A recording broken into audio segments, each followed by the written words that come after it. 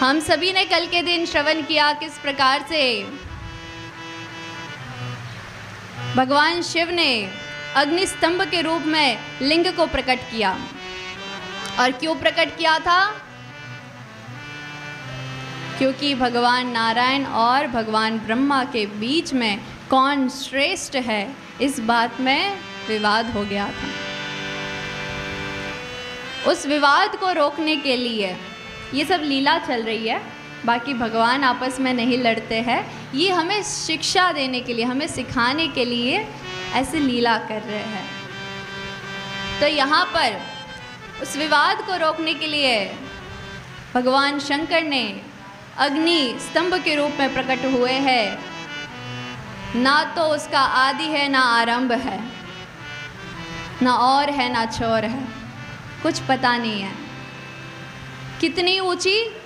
तो बोले जितनी कल्पना नहीं है उतनी ऊंची। अनंत कालों तक ब्रह्मा जी खोजते रह गए, उसकी ऊंचाई पता नहीं चली उनको। ब्रह्मा जी ने झूठ कहा था, तो इसलिए जिस मुख से झूठ कहा था उसी मुख को काट दिया गया। फिर ब्रह्मा जी को कहा गया कि आप यज्ञ कुंड के प्रधान देवता होंगे। बाद में आशीर्वाद भी दी, अनुग्रह भी किया है। तो यहाँ पर भगवान शिव का ज्योतिर्लिंग कब प्रकट हुआ था?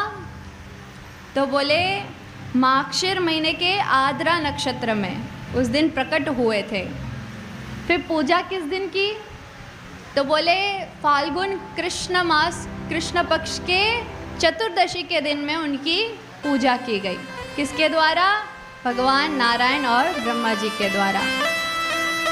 क्यों प्रकट हुए माक्षिर महीने में पूजा हो रही है फाल्गुन में? क्योंकि अनंत कालों तक तो ब्रह्मा जी खोजते रह गए कि ये है कौन। फिर उसके बाद जब पूजा की, और जिस दिन उन्होंने पूजा की, कहा जाता है उसी दिन को हम सभी लोग शिवरात्रि के रूप में, उत्सव के रूप में मनाते हैं। और भगवान सदाशिव कहते हैं कि माक्षिर महीने के आद्रा नक्षत्र के दिन में यदि कोई उनका दर्शन कर ले तो वो उनको कार्तिकेय जी से भी अधिक प्रिय हो जाता है।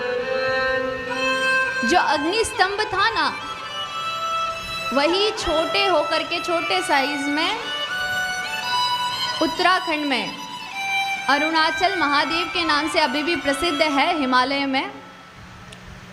और उस स्थान को क्या कहते हैं? लिंग स्थान कहा जाता है।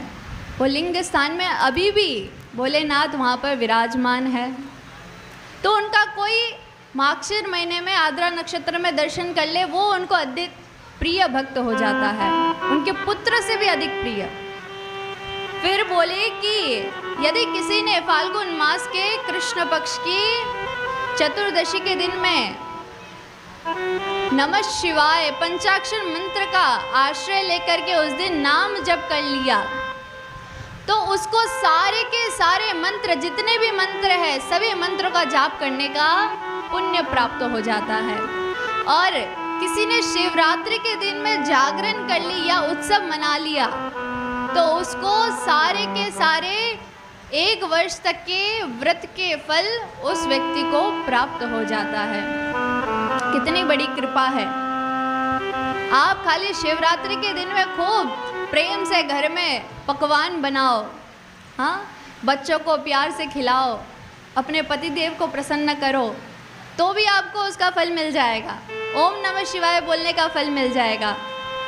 खाली रात को बैठ कर के आप जागरण कर लेंगे तो उसका तो 1 वर्ष तक का फल आप ही का है, और कोई नहीं छीन सकता। बोलो राधे राधे।